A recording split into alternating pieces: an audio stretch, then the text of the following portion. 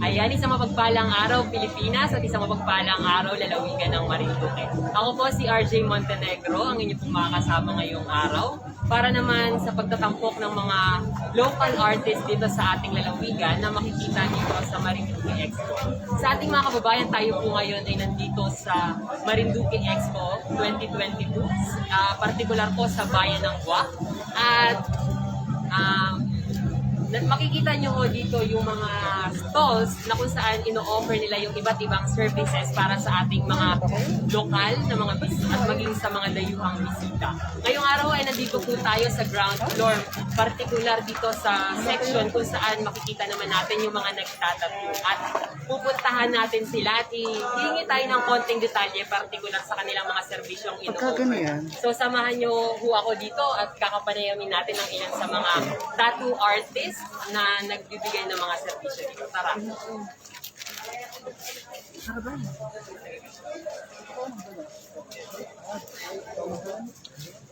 Ayan, so ngayong araw ho, may kasama po tayong isang tattoo artist. Kuya, ano po ang pangalan ninyo? Okay po, kayo ba ay taga dito sa ating lalawigan? Saan po kayo dito sa Marinduque? Sa Mugpog. Bali, shoutout sa lahat ng mga kababayan natin na nandiyan sa Mugpog at saka yung mga nasa kabilang ibayo naman na tubong Mugpog. So, kuya, ano po ba yung ino-offer ninyong service dito sa inyong corner?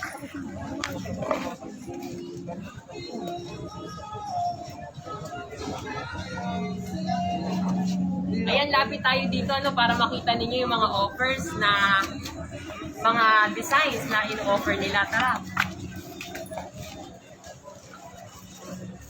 And kuya, bago ang lahat, kamusta naman mo yung benta? Yung mga customers natin, marami-rami po ba? Bagamat umuulan po, kamusta po? May mga idea.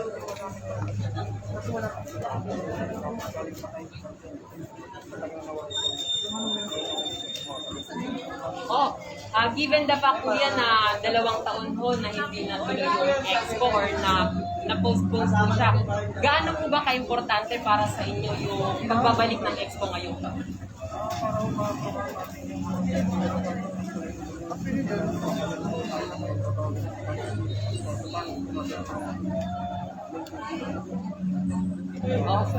Opo, tara dito at titingnan natin yung mga designs para may pakita rin natin sa ating mga kababayan kung ano ba yung mga designs ng mga tattoos na maaaring pagpilian ng ating mga kababayan. Kuya, pwede bang makakita kami ng brochure o kung meron man kayo mga materials po?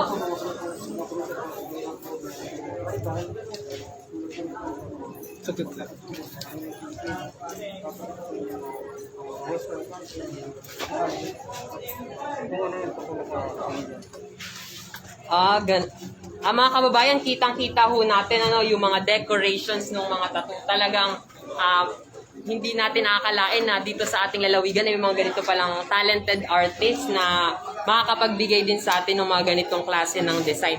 Kuya, para sa kabatiran ng ating mga manonood, magkakano naman ho nagre-range yung ganyang klase ng mga designs po? So, design ko naman talagang class rate ko, tandaan. Pero depende pa rin po sa design. Mahirap ang kami. So, sa mga ganitong designs po, kuya, mga nagtatagal naman ng mga ilang oras bago matapos po siya. Depende sa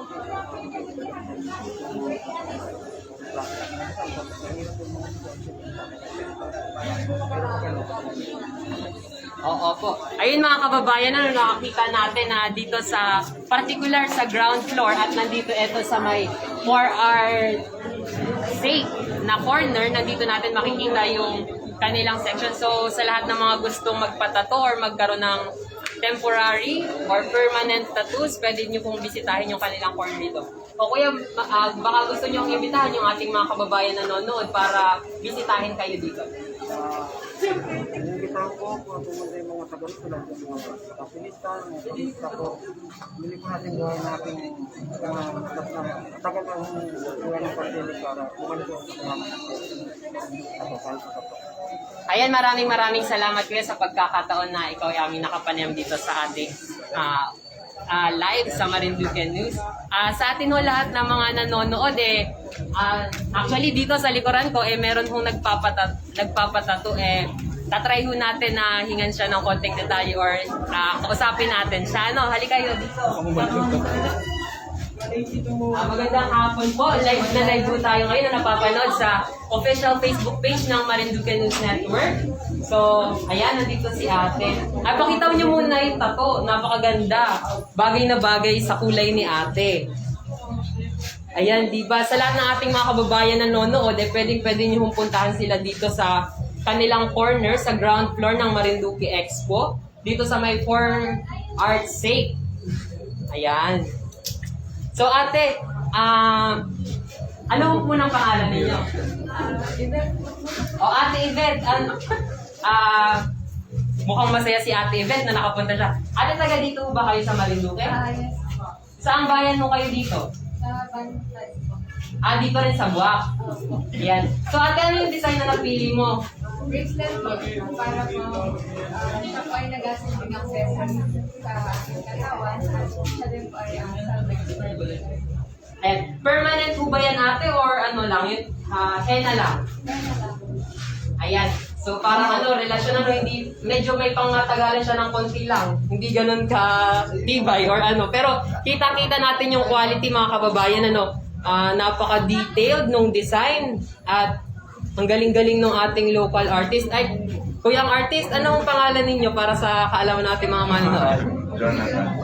Si Kuya Jonathan. Busy-busy, wag natin i-distract si Kuya Jonathan sa kanyang ginagawa. Ayan mga kababayan, makikita nyo dito sa corner nila, napakarami dito sa gawing kanan ko. Makikita nyo na yung mga anklets ba yan or mga kwintas.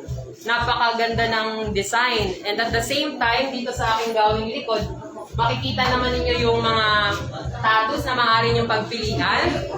Napakaganda, napakakulay. Dito sa aking kaliwa naman, meron dito mga kwintas. Murang-mura lang po mga kababayan. May nakalagay dito tag.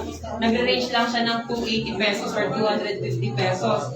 Napaka-quality ho ng mga designs, mga anklets and other keychains. So, andito si Kuya at isa rin na kapartner nila dito sa kanilang section. Ayan si Kuya. Kuya, hello, magandang hapon po. Kamusta? Si Maui.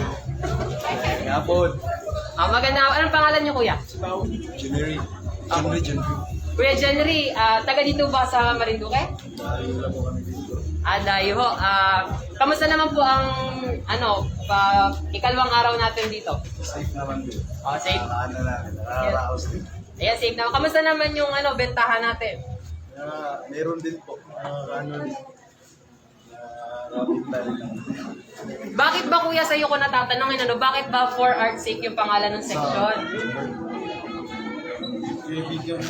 Kay Kuya Jonathan. And mga naman kuya yung mga tinitinda nung sa part mo? Ninyo? Ano po, souvenir lang po. May cherries din. Banda kasi. Ayan, maraming salamat kuya and enjoy kayo dito sa ating lalawigan.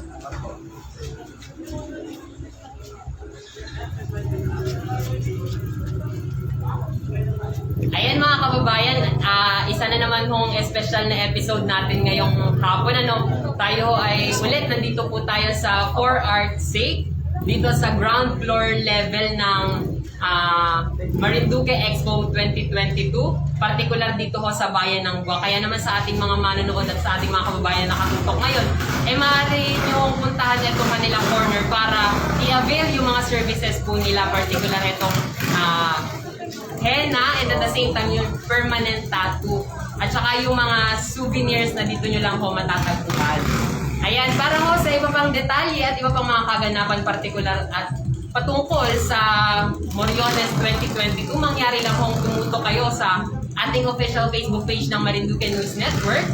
At tumutok lang ko kayo maging sa aming YouTube account para sa iba pang detalye. Muli po ako po si RJ Montenegro, nag-uulat para sa sentro ng Pilipinas. Magandang araw po.